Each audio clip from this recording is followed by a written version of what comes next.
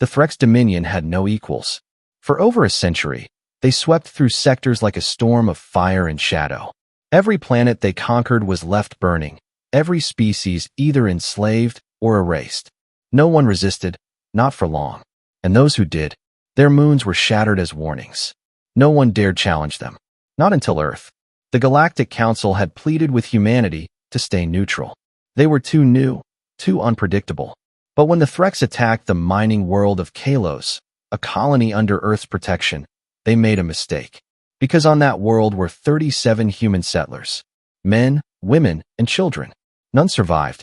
The footage played on repeat across the galactic net. A broadcast of horror. The Threx laughed. They called it a lesson for the apes. Earth didn't respond with threats. They didn't send ambassadors. They didn't even hold a press conference. They just launched one ship, the HSV Deliverance. No fleet. No escorts. No announcement. At first, the council thought it was a mistake. A clerical error. One ship against an empire? But as the Deliverance crossed into Threx space, the whispers began. It didn't answer hails. It didn't change course. It simply moved forward. And then, the first Threx dreadnought encountered it. The battle lasted 43 seconds. 3,000 crew lost. The Deliverance didn't even show hull damage. Rumors spread like fire. An entire patrol fleet vanished at Sector 9. A Threx station melted in orbit. Drone footage leaked. A black warship, silent as death, its surface alive with shifting armor, no visible weapons, just light bending unnaturally around it. Some said it wasn't even a ship. Some said it was alive. The Threx laughed it off, until it reached Varkaz Prime, their capital fortress, and stopped, hovering above the planet, motionless, waiting. Broadcast from the Threx High Command tried to mock the humans again. But then, every orbital satellite failed. Gravity fluctuated. Shadows distorted across the surface. And then, the war began. Not with a bang, but with silence. Total communication blackout. When it ended, 12 hours later, the entire Threx military command structure was gone. No buildings. No generals. No explanation. Only a single message was transmitted before all Threx systems collapsed. This is the cost of fire. We are humanity. Do not strike again. Across the galaxy, the predators of old went quiet. Because one warship had answered. And behind it, more were waiting. The Galactic Council chamber, usually filled with heated debates and overlapping voices, was silent. Representatives from over 30 star-faring civilizations sat in tense stillness, watching the final moments of the footage. The Deliverance hovered above Varkaz Prime, its shape a silhouette of unknowable design, framed by the dying light of a sun it had somehow dimmed. Then the feed ended, just static. No one spoke. The Sauric ambassador, normally loud and brash, fidgeted with his translator coil. The Telnari, who spoke only in color patterns, were now the dull gray of fear. Even the Varik, an ancient warrior race who'd once boasted of conquering death itself, looked downward. It was the chairwoman of Earth who finally broke the silence. Her voice calm, her expression unreadable. Let the record show that Earth did not provoke this engagement. The Vrata Prime Minister leaned forward, his many eyes blinking in sequence. You sent a warship. Just one. Was that not a provocation? The Earth chairwoman responded evenly. We responded to a war crime. The Threx executed civilians under our protection. We acted decisively and alone. No council member was drawn into it. The Okan delegate hissed, voice low. That ship, it shouldn't exist. We scanned it. Nothing made sense. Power signatures beyond comprehension. It changed mass, direction, space bent around it. Classified technology, she replied. Terran Black programs. You destroyed their entire empire, the Vrata whispered. Incorrect, the chairwoman said. We removed its ability to harm. The Sauric, recovering his voice, growled. You're sending a message. To all of us. She looked at him directly. Only if you're thinking of doing what the Threx did. Murmurs rippled through the chamber. That night, across the galaxy, militaries quietly canceled planned expansions. Recruitment drives ended. Warships stayed docked. The predators of the galaxy, those who had dominated for generations, had been reminded of something they'd forgotten. Humans were not born in safety. They had survived extinction, not once, but many times. They had named storms, built cities where planets broke, tamed fire and steel and silence. And now, they had a warship that didn't blink. And worse, one they didn't even need to show again. Because it only took one. And that was enough. The council chambers of the Zorthan Dominion rang with furious voices. Dozens of alien warlords shouted over one another, mandibles clacking, tentacles flailing, eyes glowing in alarm. On the central holo display, the footage of the destroyed fleet played on a loop. Over and over, the human warship moved like a ghost, flickering through enemy ranks, firing weapons that bent physics, and vanishing before return fire could strike. "What are we facing?" hissed High Admiral Koralik, slamming his spiked hand against the console. "No single vessel can wield this kind of power." General Vosker, commander of the Reaver Armadas, grunted. "We don't even know its name. It transmitted nothing. No challenge. No declaration. It simply arrived and dismantled us." A soft chime echoed through the room. The chamber fell silent. At the head of the table, Supreme Strategist Valastor raised a trembling appendage. "There is an incoming message. It's audio only. Origin unknown." The aliens leaned in. The voice came through. "Human. Male. Calm. You brought fire to our colonies. You slaughtered settlers. Scientists. Children. You called it a lesson." A pause. "This is ours." Static. Then silence. The warlords sat frozen. Even the most battle-hardened could not suppress the chill the message sent through their spines. It wasn't a threat. It wasn't a boast. It was a statement of ownership, as if the humans had decided the battlefield now belonged to them. Hours later, far from the chaos of the council, a small transport shuttle drifted silently toward a neutral trade hub.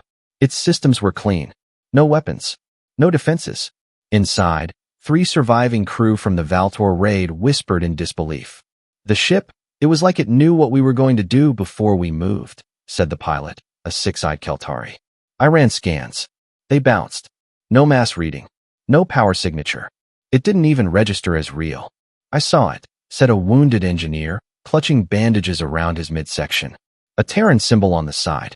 A red circle with a line through it. That's all." Then it moved, and the stars behind it bent. The third survivor didn't speak. She only stared out the viewport, hands trembling. The shuttle landed on platform Sigma 5. The crew disembarked, still in shock, watched from a distance by dozens of curious merchants, traders, and smugglers. Rumors spread faster than data signals. Humanity had sent one ship. Just one. And it had erased an entire Reaver fleet. In the outskirts of a neighboring system, the warship floated silently. It had no name painted across its hull, no identifying marks aside from the blood-red insignia that flickered once every few minutes. A forgotten Terran military emblem lost after the Exodus Wars. Inside, the bridge was dark, lit only by deep amber displays. One man sat in the command chair, his eyes closed. He was older than he looked. Scars lined his hands. A single dog tag hung around his neck. "Captain Darius Thorne." "Status," he said calmly. A synthetic voice replied. "Female. Familiar. All systems green. Enemy fleets are retreating across 5 sectors. Zorthan signals are shifting from attack formations to defensive lockdowns." "Good," Darius said. He stood slowly, bones creaking, and walked to the viewing screen. Stars stretched endlessly ahead. "Do you think they'll retaliate?" he asked. The voice replied, "They won't. Not for a while." Darius nodded. "But they will eventually." "Yes." He touched the dog tag. On the back was an engraving, 3 names. Civilians. His family. Killed in the first wave of Reaver attacks on Terra Nova. He never spoke of them. Never needed to. The ship remembered. The AI had once been his daughter's voice. "Plot course to Alarian Belt," Darius said. "There's a slaver outpost there." Confirmed. He turned as the engines hummed softly behind him. "Let's remind the galaxy that humans didn't vanish. Let's remind them why they should have hoped we had," the AI said. The ship moved without a sound, its silhouette vanishing into the starfield. The Alarian Belt was a treacherous region of space, littered with asteroid fields and pirate dens, forgotten wrecks from ancient wars and new ones brewing in the shadows. At its heart floated a ring-shaped station known as Karatha's Chain. It wasn't governed by any one faction, merely tolerated by most. The Zorthans used it to offload prisoners. The Kreelans ran black market tech through it. And deep within its cargo bays, a slaver syndicate called the Varkesh broke lives into prices. They didn't know Darius Thorn was coming. The Terran warship emerged from subspace like a silent god. No flares. No warning. Its engines glowed red for a second, then dimmed. Inside Karatha's control tower, alarms failed to trigger. The ship didn't register. Their sensors went from idle to static. Communication lines dropped. Then came the knock. Not a literal one, but a sudden override of every screen across the station. Monitors flickered, cargo screens blurred, and then an old Terran signal played, a red line striking through a globe. Below it, a single word appeared in galactic common. Reckoning. In the cargo bay, a Varkesh slaver turned just in time to see the ceiling rupture inward. A sleek figure in dark armor dropped into the chaos, rifle in one hand, blade in the other. Around him, automated drones hummed with precision. They didn't shoot to wound. They liberated. One cell block at a time, the warship rained surgical fury onto Karatha's chain. Automated boarding units deployed, hacking control panels, disabling security, releasing cells. Human, alien, hybrid, whoever was chained, they were set free. In the command center, the Varkesh commander screamed, "Who is this? Who dares?" He didn't finish. The viewport shattered as a tactical pod slammed through the reinforced wall. From it emerged Darius himself. Not in parade uniform. Not like the officers of old Earth. He wore scarred plating. Blackened. Functional. Not a suit of a conqueror, but of a survivor. A knife at his belt. His eyes were tired, but they burned with a fire no one had seen in centuries. This station trafficked in children. You sold humans like cattle. They paid. It's the lawless zone. Darius raised a small, unremarkable device. He activated it. The command deck lights dimmed as data from the station's archives uploaded into his ship. "You made it our problem." Behind him, the AI voice spoke from his earpiece. "Evacuation of non-hostiles complete. We're ready." "Good." Darius tossed the device onto the console. "Let the galaxy see this." Outside, the Terran ship began charging its main weapon. The station's orbit shifted. Automated distress calls were jammed. A blinding red beam struck through Karatha's heart. And when it was done, there was only ash. Across dozens of systems, eyes widened in disbelief as the footage leaked. Some whispered the humans had returned. Others remembered the old Terran doctrine. We do not start wars.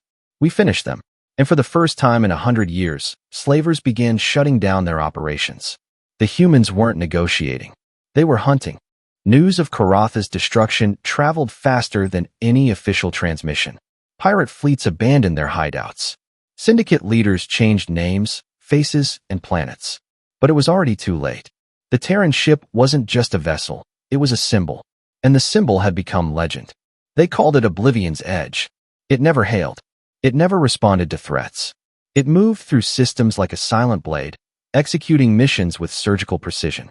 Systems once ruled by terror were suddenly silent.